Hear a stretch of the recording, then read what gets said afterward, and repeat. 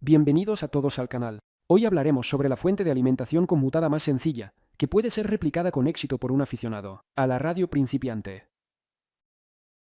La fuente de alimentación se caracteriza por su fiabilidad, funciona en un amplio rango de tensiones de alimentación y tiene un tamaño compacto.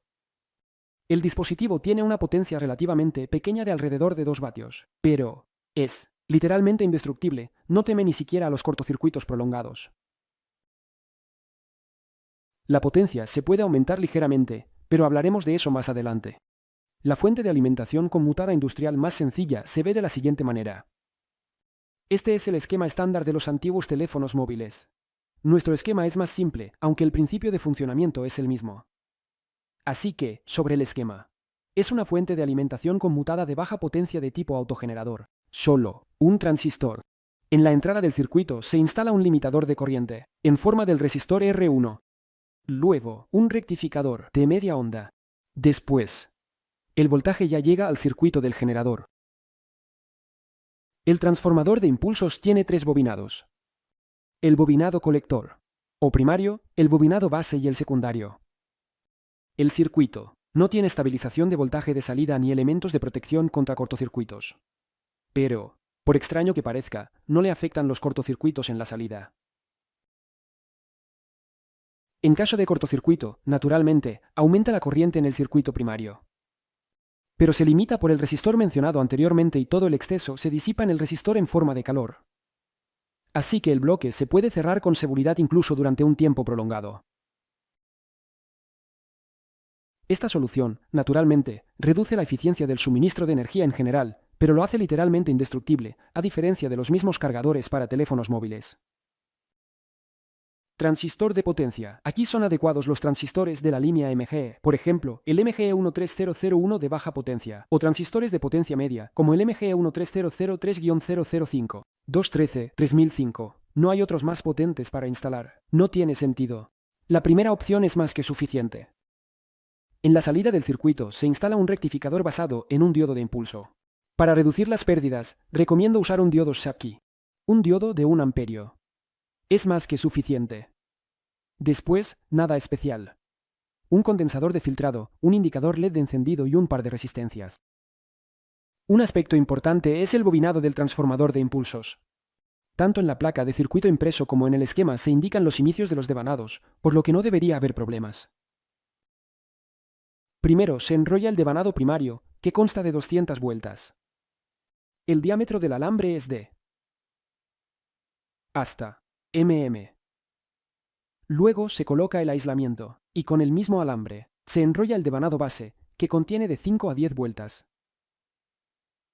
Encima, enrollamos el devanado de salida. El número de vueltas depende de qué voltaje necesitas en la salida.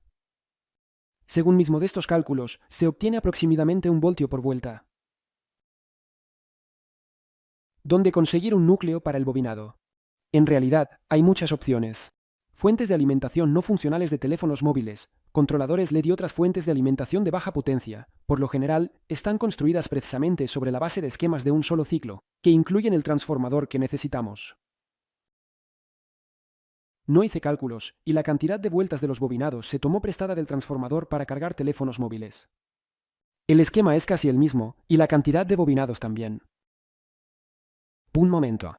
El bloque es de un solo ciclo, y entre las mitades del núcleo debe haber un espacio no magnético. Dicho espacio existe en los núcleos de los cargadores de teléfonos móviles. El espacio es relativamente pequeño, alrededor de mm. Es más que suficiente.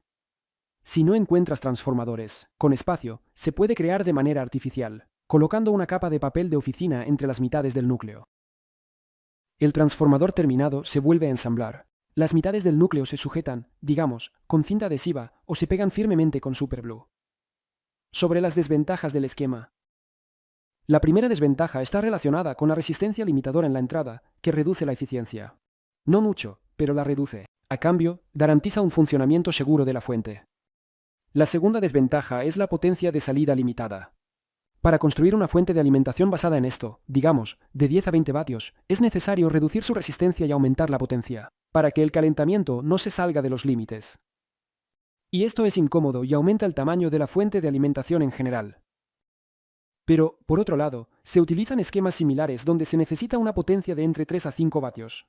Por ejemplo, en mi caso, el bloque está destinado a alimentar un pequeño ventilador, por lo que la potencia está limitada a 2 vatios. Áreas de aplicación. Hay muchas, ya que el bloque tiene aislamiento galvánico de la red. Por lo tanto, es seguro y su voltaje de salida no está relacionado con la red. Una excelente opción para alimentar un LED, ventiladores de refrigeración. Alimentación de algunos circuitos de baja potencia y mucho más. Amigos, encontraréis el archivo completo con el esquema y la placa de circuito impreso en la descripción. Allí también hay enlaces para comprar tanto los componentes para el montaje como fuentes de baja potencia similares ya ensambladas. Si os ha gustado este vídeo, os agradecería que le dierais un me gusta. Bueno, como siempre, con vosotros ha estado Casian acá, y hasta la próxima. Adiós.